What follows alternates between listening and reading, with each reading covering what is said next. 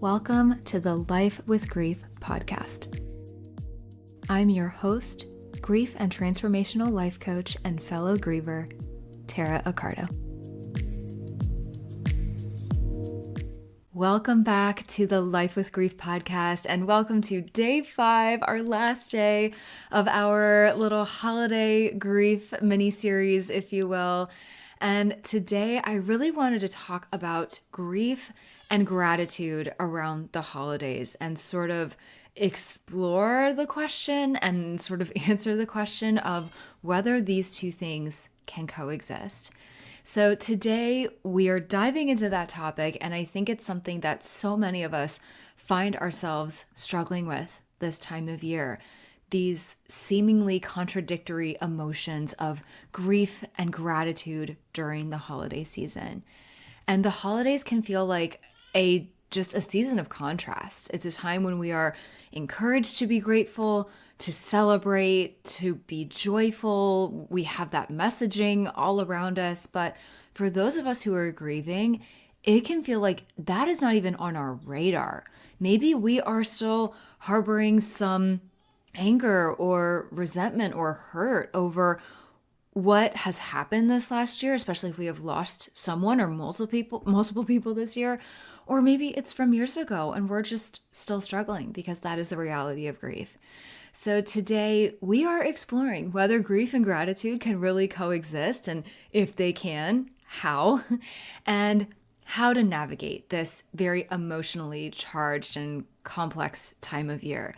But really quick, I want to encourage you, if you have not listened to days 1 through 4 of this holiday grief mini-series, I really hope you do. We cover some really important topics, what holiday grief even looks like and feels like and how to navigate it, holiday triggers around this time, so many good things. So definitely go check those out. But I wanted to end this little series with addressing gratitude because I think there's a lot of misconceptions around this and how we feel gratitude and just what this even realistically looks like. So let's just set some expectations here.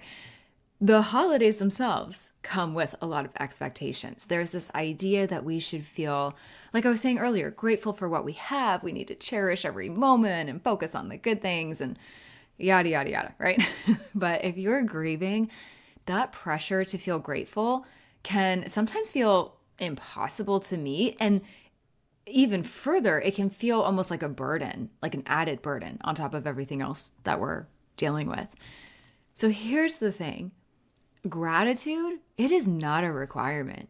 It's okay to release yourself from the pressure of feeling grateful, especially when your heart is so heavy with loss. If you are in the depths of grief, trying to force yourself to feel grateful can actually deepen your pain. You might start to question yourself, like, why can't I just be grateful for the family that I still have? Or, why can't I just appreciate the good things? Like I do have, maybe you're in an instance where you do have so much beauty and love around you, but you just cannot will yourself to get there. That is normal. That is okay. That is not something that can be forced. Gratitude is something, in my experience, both as a grief coach and as a griever myself, is something that can come when we least expect it, especially when we allow ourselves to simply be where we are emotionally. When you're grieving, it's okay if you don't feel grateful today, this week, or even this year, okay? Gratitude is something that can bloom and blossom on its own in its own time when you stop trying to force it. So if the pressure to be grateful is weighing you down, if that is putting more pressure on you, I encourage you today, release it. Give yourself permission to simply exist, to simply be in your own body and in whatever emotions you are feeling, because sometimes the most radical act of self-care during the holidays that we can give ourselves is allowing ourselves to say, I don't have to be grateful right now. I just have to be. And there are a lot of really amazing ways that we can tap into that. I've gone into some various coping tools and exercises to try in the previous episodes. So like I said, check those out. But another aspect of this that I wanted to touch on is this feeling of perfection that I think so many of us sort of struggle with around the holidays. And I want to just talk about letting go of perfection and embracing the messiness of grief, because that is another myth that is especially strong this time of year, this myth of perfection, if you will. Social media, movies, even our own holiday traditions or people around us tell us or imply that the holiday should be picture perfect, right? Beautifully decorated trees or the perfect menorah or, whatever it is that you're celebrating. A happy, non-dysfunctional family, perfectly wrapped gifts, the perfect holiday dinner table. It's not realistic, you guys. And especially when you're grieving, that striving for perfection, or not even perfection, just normalcy, or even anything that resembles normalcy, it can make you feel even worse when things don't go to plan, or if it's, again, just not even remotely perfect. Grief is messy. Life is messy, even if you're not grieving something big or something small. It doesn't fit neatly into a holiday schedule and with this perfect little bow on it, and it doesn't go away just because it's time to celebrate. And trying to force yourself to be okay, to meet these holiday expectations that we set for ourselves or that are imposed by others, that can lead to burnout and even more emotional pain than we're already feeling. So instead of trying to create a perfect holiday season, I invite you to join me in embracing the messiness. Maybe this year, your holiday table will not have all of the dishes that you usually prepare. Maybe your home is not going to be decorated the way that it used to be. Maybe you are just not feeling it this year. Maybe you just cannot emotionally bring yourself to do that. Maybe you just do not want to put up the lights this season. And maybe you're not going to want to feel like attending every holiday gathering. That's okay. Letting go of perfection or any semblance of real normalcy, even that you've experienced in past holidays when your loved ones were around, we need to give ourselves permission to release that and do what feels right for you rather than what you think you're supposed to do. And I want to mention here, there's a lot of, I think, guilt and expectations that we feel we need to live up to in order to honor our loved ones. Like they might be mad at us if we don't do something that was normally a tradition or something like that. I want you to believe whatever you want when it comes to like where our loved ones are after they die or whatever. But just remember, we are here still living and having a very like physical, ego-driven experience as humans. And I don't necessarily mean ego in a bad way. It's just that we're the ones still here in a physical body and having all of these emotions and everything. That's released when we die, right? That doesn't stay with us the same way. So wherever you choose to believe your loved ones are, like, please just remember that if you're feeling any pressure to appease them or something, or you maybe think that they're going to smite you if you don't do something perfectly or keep the traditions up or something, like give yourself a break, at least for this year, at least in any given instance that you feel like taking your foot off the gas could help you mentally, physically, emotionally. This might be the year where you let someone else bring the food or a certain dish, or where you maybe just skip the gift exchanges entirely. There's no real rules, right? It might be your year where you spend the holiday season in your pajamas, where you watch your favorite movies and you find comfort in that. That's perfectly okay. If you feel you're needing some relief from grief, ways to manage stress and anxiety, and a tool that gives you a dose of hope moving forward, listen up because this is for you. My 14-day Relief in Your Grief experience brings you powerful, impactful, bite-sized daily content alongside the perfect meditation. One of the biggest struggles I hear from my members and clients is that they sometimes just need some relief from the stress, sadness, and pain that grief and loss can cause. And this can pop up at any time, right? But here's the thing, so many people are kind of lost and unsure about where to start doing this. And this can feel like a huge thing to tackle when we're overwhelmed. So we are doing it together, and we're starting with just 14 days. Give me 2 weeks and I will help you begin to take that anxiety, heartache, and anguish and turn it into peace, clarity, and hope as you move forward. You have nothing to lose by joining, and it's all less than $40. I have no doubt these 14 days will be an inspiring, uplifting, and perspective-changing experience for you. Learn more and join through the link in the show description. Grief allows us to reimagine traditions in a way that meets us where we're at. And it's okay to let the messiness of life and emotions be a part of that experience. And sometimes it's in these really imperfect, raw moments that we find the deepest connection to ourselves and to others and to our loved ones who have died. And when we tap into simplicity and keep it basic and don't overcomplicate it, that is sometimes when we can appreciate what's in front of us even more. When everything is stripped down and we see the holidays for what they truly are, whatever that really means for you, but I think for so many of us, it's spending time with loved ones or friends, or if it's by ourselves that year, it's by ourselves that year. That's okay. So let's just talk quickly about carrying both grief and hope and gratitude into the new year. As we approach the end of the year, it's really natural and normal to reflect on the past and to think about what lies ahead. I think that's a very normal thing for many of us. For those who are grieving, this reflection can bring up a lot of very deep emotions and can actually be pretty overwhelming. It often makes us kind of hone in on whatever losses we've been through, and those can feel more pronounced as, especially as the world around us celebrates new and exciting beginnings. We might just not even be there mentally, right? But here is a gentle reminder. Grief and hope, those two things can coexist. You don't have to choose one over the other. You can carry your grief with you into the new year while also holding space for the possibility of hope and just feeling like yourself again, if nothing else. If not hope and gratitude, it's just feeling like you have a little piece of yourself back.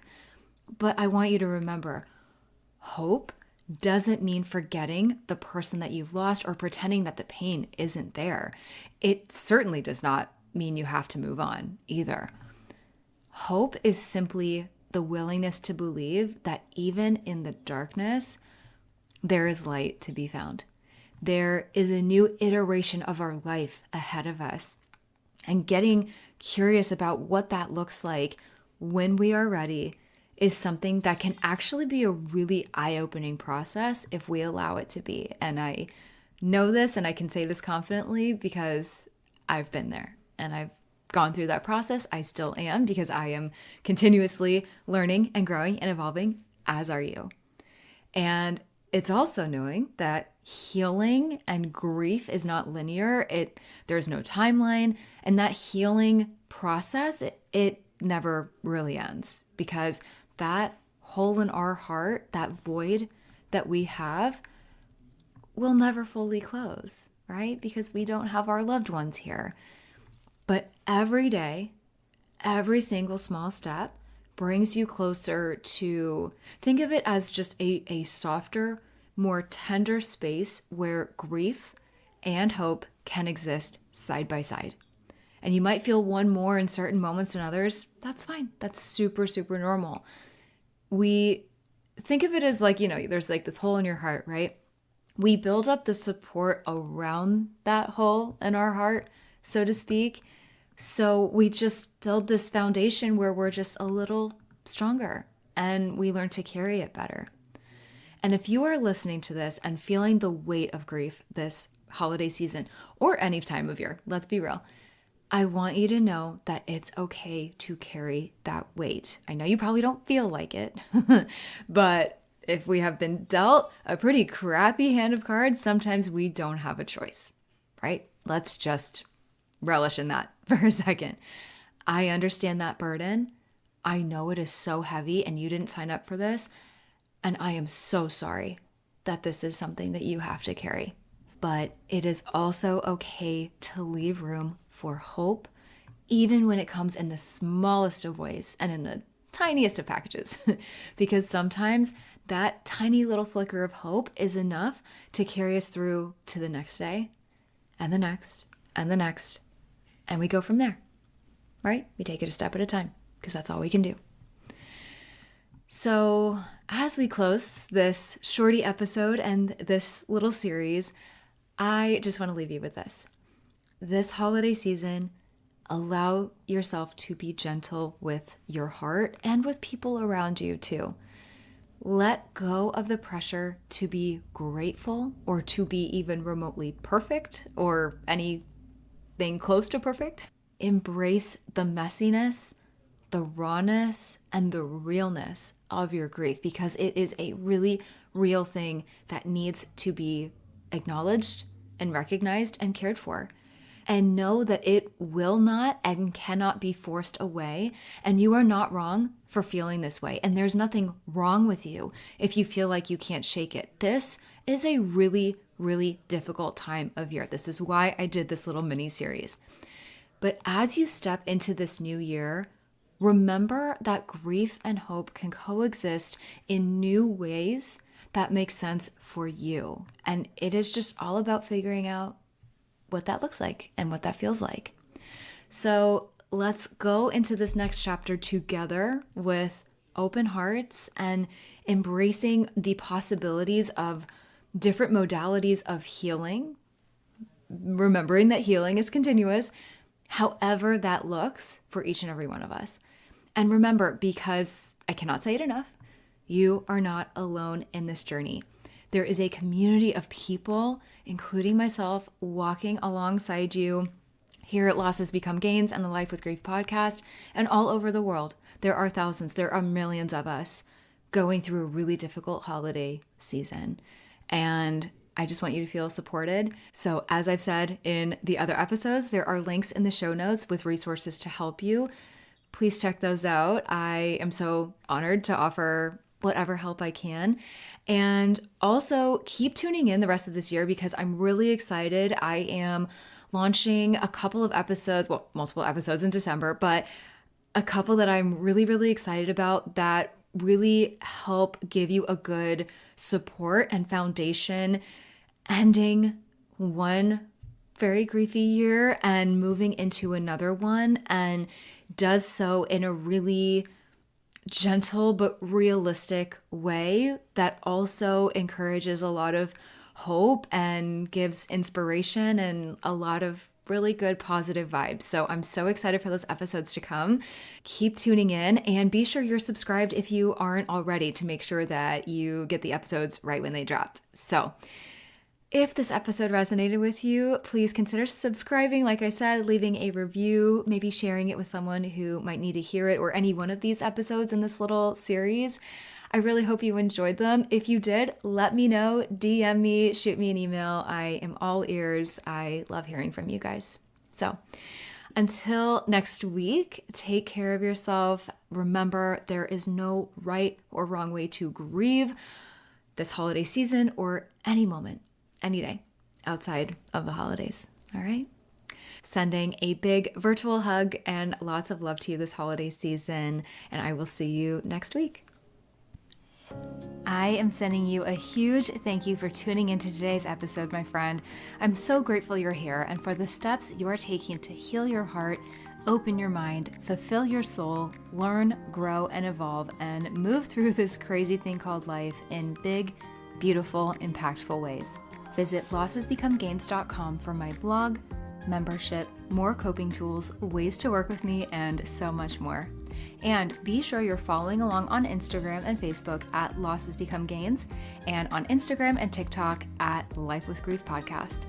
I love seeing new faces, meeting new people, hearing your stories, and supporting you however I can. Be sure to hit that subscribe button if you haven't already, and share this episode or this podcast with someone who could use it too. And remember to always keep asking yourself, how will I turn my losses into gains today? I'll catch you in the next episode.